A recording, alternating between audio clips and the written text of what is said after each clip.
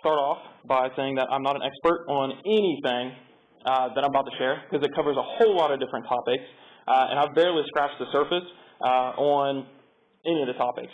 And as such, I'm only giving an exceptionally brief overview that's not designed to be exhaustive, and the only intent is to, honestly, to hopefully inspire you guys, as it inspired me, to do more in-depth research kind of on your own, and to kind of seek your own understanding, and to borrow from Philippians chapter 2 to kind of work out your own salvation on the evidence that's available. And now, viewing Christianity as a religion, although that's not wrong, it allows critics to hyperbolize and marginalize, and honestly to make fun of Christianity, to mock it, because of the miracles, because of the supernatural occurrences, because of the resurrection of Jesus.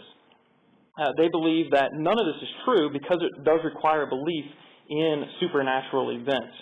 As such, the Bible has undergone more scrutiny than any other ancient text in existence. Most of what we know as factual history would actually be deemed false or unprovable if it had to live up to the same standards that the Bible has faced. And despite these elevated standards, the Bible has passed every single test. Well, why and how is that possible? Well, because it's more than just a religion. And Christianity isn't just a religion. It's a history. When viewing it as a religion, it's on even playing field with every other religion that's out there. You know, Islam, Buddhism, Hinduism, Scientology, Apostroparianism. I believe that's the one with the spaghetti monster in the sky. You know, Christianity is the same as all of those if you view it purely as a religion. But it's different than that because it is a history. And if it is a history, if there are historical facts in it, then it's true. And if it is true, then it has to be obeyed. There is no alternative. If it's false, then it doesn't matter. It's just like every other religion. But if it's historically true, then your eternal salvation is in the fate of your belief in history.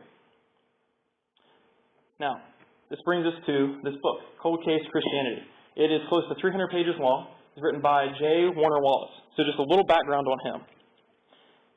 When he was 35 years old, he was a police officer who had a long-established career as a special investigator and homicide detective. Specifically, he spent a lot of time on cold cases and forensic statement analysis, or studying words, the way people talk, the way people write things, and the way people use words to kind of express themselves and to be able to tell when someone's lying, when someone's telling the truth. Basically, he worked on the absolute hardest cases. He would take that 30-year-old murder that no one else could solve, and he would just pore over all the evidence, and then he would solve it, and he would get criminals convicted. And so he made his living off of finding and studying and applying all of this evidence in order to discover the truth. But Mr. Wallace was also a lifelong atheist. Born and raised as an atheist, he would say there's no proof or evidence in religion. There's no mystical old man in the sky. There's no mysterious powers, and certainly no need for a savior from our sins. He actually described himself as an angry atheist, the type that would always be crude towards religion and treat it mockingly and make fun of people that have any type of religion, but especially Christianity. But then, after many ignored requests, he finally conceded and agreed to go to church with a fellow police officer who had been inviting him to study with him on many occasions. And Mr. Wallace admits that his first time at church, he intentionally ignored most of the sermon. But something that did stand out to him was the lessons focused on Christ as a teacher, sharing life lessons, kind of like life philosophies. And he was intrigued by this. He wanted to learn more purely about just kind of the life advice from like a philosophical standpoint, but certainly not about spiritual advice. So he went out and he purchased his first Bible and began reading. It was actually his training in linguistic analysis that brought it to his attention that the Gospels read exactly like eyewitness accounts that he would expect from a cold case, from like a murder case. He was very intrigued by this. And so he decided to treat Christ and the Bible as if it were one of his cold cases. And in a sense, Christ literally is like a cold case. It's a 2,000-year-old case of murder. And so he's going to apply his investigatory techniques as a homicide detective to Christianity and treat it objectively. So over the next couple years, he began pouring himself over all the information that he could find relating to Christ and Christianity. He studied the Bible for both internal proofs and internal contradictions, and externally as well, examining secular history, looking for any type of evidence that could prove or disprove Christianity. So throughout his book, he lays out his thought processes in studying all the evidence that he found. And he reveals key principles of investigation that are used to solve these cold cases and how he applied those same principles to Christianity. When he finished, he realized that it had to be true. And he realized that becoming a Christian, you could become one because of the evidence and not in spite of the evidence. He realized that there's ample evidence out there that Christianity is absolutely true, and he did become a Christian. So I was fascinated by this, especially with a degree in criminal justice. I love this book. I'm doing my best to condense it down into some lessons, but I will say I only took some high points, so there's a lot more than what's in here. These were just the high points that kind of stood out to me, and I tried to sum everything up. So with that said, the first slide is there's 7 styles of learning, and this is the only thing in this lesson that didn't come directly from the book. It's something he mentions like one line about, and then I had to look up the rest just to get a better understanding. But there's 7 different styles of learning. There's visual, so there's the people who learn by seeing things. There's auditory, you learn better if you can hear it. There's verbal, which means it doesn't matter whether you see it or you hear it, you need words to understand it. You can't have ambiguity of an action or something. You actually have to have words to it. There's physical, which means you learn best by actually doing something. There's social learning, which means you learn best if you're with a group of people. There's also solitary learning, which means you learn best if you're alone. That would be me. That's why I absolutely hate group projects. Being in a social group is too much of a distraction for me. I need to be alone where I can just focus. That's why I kind of like having my own apartment. No offense to the family. And then the last one is logical learning. This is one that gets ignored a lot. But it is learning from the ability to deduce or infer from evidence. So a really simple example would be if A equals 1 and B equals 2 and D equals 4, what would C equal? Well, logically speaking, based on all the evidence that we have, C would equal 3. That logical learning is something that's kind of being ignored increasingly because people want that hard evidence. They can't say, well, you can't say C equals 3. You don't know that for a fact. Well, maybe I can't see the equation C equals 3, but logically speaking, based on all evidence around that, we can deduce what C does equal. And that is a legitimate style of learning. It's folded now, so stand up. All right, so the way that Mr. Wallace addresses this logical learning is he calls it thinking circumstantially. He says there's 2 types of evidence for anything in life. The first type is direct evidence. That is when there is a reliable witness, emphasis on reliable, to say exactly what happened. The second type of evidence is indirect, or this circumstantial type. And it's where you can see the effects of a consequence, and then you rationally come to a conclusion. It's that logical learning. So the first question would be, is it raining? Well, you could look outside, and you could see droplets of water falling from the sky. That would be direct evidence. Okay? Or perhaps you have a friend. You've been inside all day. You have a friend who just came inside, and your friend says, hey, it's raining. You have no reason to disbelieve your friend. You have no reason to think your friend's lying to you. That would be a reliable witness. That would be direct evidence that it's raining.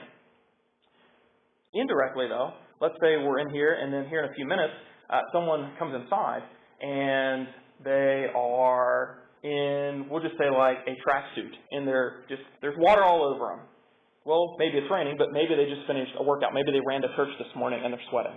Okay, but what if somebody walks in and they have on a raincoat and they have an umbrella with them and their umbrella is dripping wet with water, and then two more people come in with umbrellas that are dripping wet with water. No one says it's raining, but based on that, it's pretty logical to conclude that it is raining based on the circumstantial evidence of seeing people walk inside with umbrellas that are coated in water. Okay, so let's apply it to a cold case here. So murder. This was a case that he went over once. So there are 4 types of death. There's accidental, there's natural death, there's suicide, and there's homicide. And so if you see a dead body just lying on the ground, you just see a dead body. Well, a dead body could have happened by an accident, by natural causes, by suicide, or homicide. It could be any of those. But let's say you have a dead body in a pool of blood. Well, natural deaths don't usually end up in a pool of blood. I mean, there are these extreme circumstances of disease where it's possible, but it's not common. So let's rule that out. So now, let's say that there's the pool of blood and you see stab wounds. Okay, well, if it's one stab wound, it could still be an accident, it could be a suicide, or it could be a homicide. Now let's say there's multiple stab wounds and it's in the back. Well, now that pretty much rules out everything except the homicide, because there's not really any type of accidental, natural, or suicidal way to have repeated stab wounds all across your back. It's pretty much got to be a homicide. So again, we're looking at circumstantial evidence. This is what pretty much all of history is based on. A study of writings and archaeological discoveries to piece together the past. Anything you know in a history textbook is based on circumstantial evidence, because anybody who's alive today wasn't alive back then to actually see it happen. So they're saying that this piece of pottery with an inscription on it, whether it's detailing a Revolutionary War or it's detailing the life of Julius Caesar, we're basing that off of saying, well, these writings are coming from reliable witnesses, so they have to be true. But you only become a reliable witness because somebody thinks you're a reliable witness. So if we were to throw out circumstantial evidence, we would have to throw out practically all of history, because there is no direct evidence for something in the past. All right, so let's look at some examples of circumstantial evidence for God. This is big picture, and part 2 is going to get down to small picture, but this is very big picture. All right, so one piece of circumstantial evidence is the cosmological argument, and that is simply stating that anything that begins to exist has to have a cause. This is that law of cause and effect. I am here, therefore I know I have parents. Okay? This podium is here, that means somebody put it here. That means somebody chopped down a tree. That means somebody hewed that out and polished it and grinded it and just everything and made this. It didn't just appear right here. You can apply the law of cause and effect to quite literally everything. It's a very well-established scientific principle, cause and effect. The universe began to exist. This is something that the vast majority of scientists agree on. There are a few exceptions, but the overwhelming majority say, yes, the universe had a beginning. That's what is known as the Big Bang Theory, is the leading theory that most people hold on to. But the Big Bang Theory, it has nothing to do with religion. The Big Bang Theory doesn't mean there isn't a God. The Big Bang Theory, in layman's terms, basically says there was nothing, and then there was everything. It took scientists decades, countless scientists decades to figure this out, or they could have just opened up the Genesis and realized that's essentially what happened. There was nothing, and then there was stuff.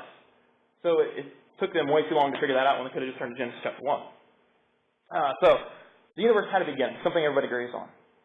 So if it had a beginning, then it has to have a cause. And the cause would have to exist outside of space and time in order for it to create something that abides by all of the rules that it does. Again, these are all well-established principles that are accepted by pretty much everyone. The difference is the Christian or religious person says, well, based on this, it's logical to conclude that a God could do this. A God would fulfill these criteria here. And then somebody who's not religious would say, oh, no, that just doesn't make any sense because that requires belief in the supernatural. Well, okay. But logically speaking, you could conclude that there might be a higher power based on this. All right, another one. This is known as the anthropic principle, or the finely tuned existence. This is just stating that there's physical constants, there's too many physical constants that exist that make life possible. This is where basically everything in the universe is balanced. Just picture, I don't know, picture like I'm trying to think of a really good example here. Picture me standing on like a yoga ball or something, and it would require like perfect balance. And if I shift just a little bit one way or the other, I'm going to fall. It's scary to think, but that's kind of how our universe is. If any one of these little principles were off, and there's hundreds of these out there, these are just a couple of the top ones. If anything were just a little bit different, we couldn't exist. So first, let's just start really small. The proton, neutron, and electron balance. If the balance was any weaker, we'd all just be gas. The chemicals that make skin, that make the ground, they wouldn't hold together to be solids. We'd just be air. But yet, if it was any stronger, then it'd just be one mass. There would not be any freedom of movement. Well, something else. Let's get bigger. The Earth. The size of the Earth is actually just the right size to support carbon-based life. Not only that, but the type of crust it has, the mantle, it's just the right density in order for life to thrive. It's not too soft where you just sink in, but yet it's soft enough that things like bugs and worms can crawl in and aerate the soil and all this other stuff. It's just the right density. The magnetic field, we're not just floating around, but we're not stuck to the ground either. It's just the right amount. Even the rotation of the Earth plays a factor into the magnetic field, but also the rotation does affect the temperature of the Earth. And then now the distance from the Earth, I've read a couple different things. I've heard it said anywhere from an inch up to a couple feet. But if the Earth was much closer at all to the Sun, then it would be too hot for life. But if it was just a little bit further away from the Sun, it would be too cold for life to exist. The Earth is perfectly placed in this little window where life can exist. Even the Moon plays a factor in this too, because the Moon is what influences the waterways and the tides. If it wasn't for the Moon being where it is and being the size that it is, the waters would either just be constant tidal waves or it would be stagnant. And anybody who knows anything about water at all, stagnant water breeds death. That's all that's going to happen in that. Everything's going to decay. It has to be moving in order to stay fresh. The atmosphere is of the perfect ratio of chemicals. We have oxygen and nitrogen are the big two. If you were to breathe 100% pure oxygen, you would actually die. We need oxygen to live, but pure oxygen would kill us. There's just the right amount of a nitrogen to oxygen ratio for creatures to survive. And there's hundreds of these out there. These are just a few. You can just do a Google search on these things. I think one website was something titled 11 scary facts about the fragility of the Earth, or I can't remember exactly how it was worded, but you can find more of these. But anyway, it's this intricacy and this fragility that suggests it had to be designed. It's just too finely tuned for it to just happen by chance. So a design requires a designer. All right, there's complexity and the existence of life. It is a scientific law. Life only comes from life. It's pretty self-explanatory, I would think. But then moving on, not only do we just have life, we have very complex life. That the complexity of the way our bodies and animals' bodies work, it's so immeasurable how complex these systems are. I think it was just last week, scientists discovered a new organ in the human body. I'm like, we've been humans for, depending on who you talk to, thousands to millions of years, and we just now found a new organ? You think we would have figured that out by now. That just shows how complex we really are. And it's something that Richard Dawkins has even admitted, that the complexity of life on this planet is suggestive of a design. Because he won't venture to say there is a designer because he's one of the world's most renowned atheists, but it is something he's admitted. And these complexities are difficult to explain by natural evolutionary processes, especially ones that contain DNA. The DNA is so intricate that DNA just can't evolve because of how it's called irreducible complexity. It's something that is extremely complex, but if you take away one part, then it ceases to exist. That's how DNA is. If you remove one little piece of DNA, then it's no longer DNA. So it can't just evolve into DNA. It has to be there in its full DNA form for it to work. There's no explanation for that in natural law. And all of these things, once again, imply that there had to be that there's a design, which would lead to a designer. This is an interesting one, the axiological argument. There's objective morality. There's this oughtness in human nature that tells us, well, maybe we shouldn't kill people. Maybe that's a bad idea. Okay, if there is not an objective morality, if there is no right and wrong, then we cannot look back in the past or in the present and tell anyone they're wrong for anything they do, because there is no absolute right and wrong. So who's to say that, I don't want to go into politics. Let's just say, who's to say killing's not wrong? Maybe killing is the right thing to do. Because if I kill Chase, that's one less family member I have to compete with for food to survive. That's a drastic example, but again, I was trying to avoid politics. So, this is something that a lot of people will argue over. But one story that I like to tell is I have a friend who's a few years older than me, and he's had the opportunity to do a lot of traveling over the past 5-6 years or so because of his work. And one of the countries that he traveled to, I cannot remember exactly which one it was, but it was a place in the Middle East, and it was in a society where sex slavery is widely accepted. Accepted to the point that it is expected of you. If you're a female, it's pretty much expected you're going to be sold into sexual slavery. If you're a male, it's expected you're going to buy some sex slaves. It's just normal, okay? And so, well, how can objective morality exist when societies like this exist? My friend, I don't know the full story on how he was able to do this, because if you talk, it's one of those places where if you talk against their norms, you'll be persecuted. Okay? There's no freedom of speech there. If you don't like what they do, get out or face the punishment. Okay? Well, he was able to talk to one of the girls who was a sex slave, and he was there for a couple weeks, and he got to talk with her on a few occasions. But on the last occasion that he was able to meet with her, and before he had to leave, when they were saying goodbye, she was crying, and she said, "You're a good man." Tell me she doesn't know sex slave is wrong. After talking with a Westerner who knows that it's wrong, she's in tears and tells him he's a good man. There is an oughtness in human nature. Just because there are wicked people out there who try to cover that up doesn't mean it's not there. So let's get down to the bottom. If there's objective morality, then it has to come from an objective lawgiver. And again, logically speaking, even if you don't say God exists, you should be able at least to rationalize that God would be able to do that. So just a quick little recap here. We examined the three on the right. These were the external evidences. These were things you can witness kind of out in the world. But on the internal one, didn't talk about those, but there's the religious experience argument, which just says people have spiritual experiences. It's happened for all of humankind. There is documentation for people having some type of connection to a spiritual realm, and that's cross-cultural.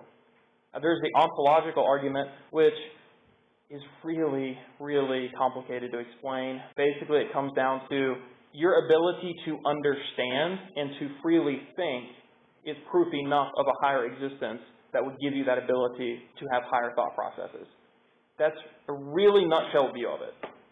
And then there's the aesthetic experience argument, and that says that our ability to appreciate beauty, to see things and be amazed by it, to have that sense of wonderment, is evidence of a design, of a creator.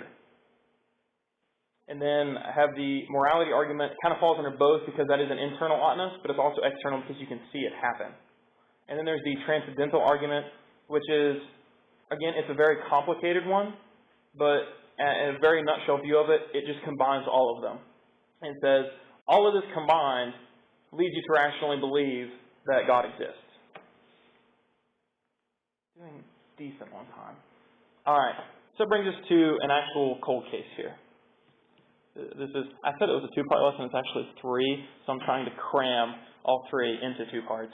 So this is the actual part 2. Cold case for Jesus Christ. So what do we know about this? Jesus, a death scene investigation, if you will. There are 4 facts accepted by those in the faith, by those who have examined history, and those who are even critics of Christianity, but have honestly studied the topic. I will say there are people out there who would disagree with some of these facts, but they're not ones who have honestly looked at the historical evidence. But the most critics agree with these. There are 4 facts from Christ's death scene. First is that he died on the cross and he was buried. Second is that the tomb was empty and that there was never a body found. Third, the disciples believed they saw Jesus. Widely accepted that his disciples believed they saw Jesus. Fourth, the disciples had a transformation of character after believing they saw Jesus. This transformation of character is what took the poor, uneducated fisherman to all of a sudden become a world traveler who was willing to risk his life teaching a doctrine and to travel all across the Roman Empire despite persecutions. And you can apply this to any of the apostles. You just have these poor, timid Jewish folk, and then all of a sudden they are the most eloquent speakers on the planet and are convicting others of their faith. There's that change in character that happened after they believed they saw him. So there's 7 explanations for this. We're going to examine kind of each one here. I might be able to get through 1 or 2 before call it time. So the first one is that Jesus didn't die on the cross. Okay. Well, that might account for the empty tomb and resurrection witnesses and transformation of the apostles, but there's some problems with this. First, the disciples spent a lot of time with the dead body from the cross to the tomb. They had to prepare the body and everything like that. They were with the body a long time to not know if he was dead or not. Second is that effusion of blood and water. That's when the spear was thrust into his side and there was blood and water as separated things coming out. That is a very interesting medical observation to make if it wasn't true, because that only happens in death and only if you die in certain ways. And crucifixion is one of those ways in which this effusion is possible. So, again, it'd be hard for him to not die with that happening, because it's only possible with death. You have Roman and Jewish sources that claim he died. So you have people who don't want to prove Christianity are saying, no, he died. And then you have the Roman guards that were there guarding the tomb, and if, not only guarding the tomb, but the ones that were there executing him, if they allowed any prisoner to survive a crucifixion, they could be put to death for allowing a prisoner to live. You also have to account for the extensive blood loss that Christ suffered. The blood loss alone from his beatings and hanging on the cross would be enough to kill a person. During the account of his reappearance, there's no indication of him being wounded. So if he didn't die, but he went through being crucified and all those beatings, and then 3 days later he's magically walking around perfectly fine, that's some pretty quick healing time. That's like Wolverine speed there. All right. And then lastly, it doesn't account for the fact that after his supposed resurrection and ascension, he disappears from all historical records. If he didn't die, if he was still on earth, there'd probably be something to suggest, oh no, he never ascended and all this other stuff. But he just disappears completely. And try to cover maybe one more. All right, so the second one, disciples lied and stole the body. Well, this could account for him dying and for an empty tomb, and to an extent the stories of seeing Jesus because they lied about it. But it does have some problems. How could their own lies transform the character? If they know for a fact that none of this is true, it's not likely that they would have such a drastic change in character for a lie. Something we'll talk about later. Number 2, there's a problem with conspiracy theories. It's very, very difficult to pull off a successful conspiracy, especially when there are 11 disciples, and then there are, down at the bottom there, as many as 500 witnesses. It'd be very difficult to pull off a conspiracy that large, and then have that conspiracy stand for 2,000 years. It also doesn't account for the guards at the tomb. There were Jewish guards there who did not want his body stolen. I feel like they could probably fight off the disciples. And then they did not have a motive to lie. Something else we'll examine here in just a little bit. Sweet. We'll get through this one, and then we'll call it time. The disciples were delusional. Well, this could account for Jesus' death, but only partially that they believed they saw him. But it can account for the transformation of character. So a couple problems with this is that grief can cause a misremembering of the deceased, but it can rarely cause delusions and has never caused a mass hallucination. Short-lasting group hallucination might be possible, but a long-lasting, detailed one has zero historical or intuitive backing. There is absolutely no evidence for a large group of people to all have the exact same delusion. Jesus was reported to have been seen by multiple different groups of people on different occasions. You also have Thomas, who was a skeptic. If he was skeptical, then how could the delusion affect him? And then it also does not account for the empty tomb or the missing body. I said one more, but since... get another one. Just let's talk about it later. Disciples fooled by an imposter. This could account for the death, belief of seeing Jesus, and their transformation of character, but only partially, because this would require an absolutely unknown second set of conspirators that are nowhere else mentioned in any history. Furthermore, this unknown set of conspirators that aren't recorded anywhere else would have to be really, really, really good con artists, because they would have to know more about Jesus than the apostles did in order to fool the apostles into thinking, oh, hey, this is actually Jesus, in order to pull off being an imposter. Also, it's really tough to con a skeptic. If somebody really doesn't believe an imposter, they're going to challenge you to the point that they're going to prove you're not who you say you are. The imposter would also have to possess convincingly fake miraculous powers, because after Christ's resurrection, he continued to perform miracles. And he would have to then disappear from the record. So this imposter would just have to magically vanish as well. Who would want to fake this? There's no one else with a motive that would want to do this. And once again, it still doesn't account for the empty tomb and the missing body. And that's where we will stop.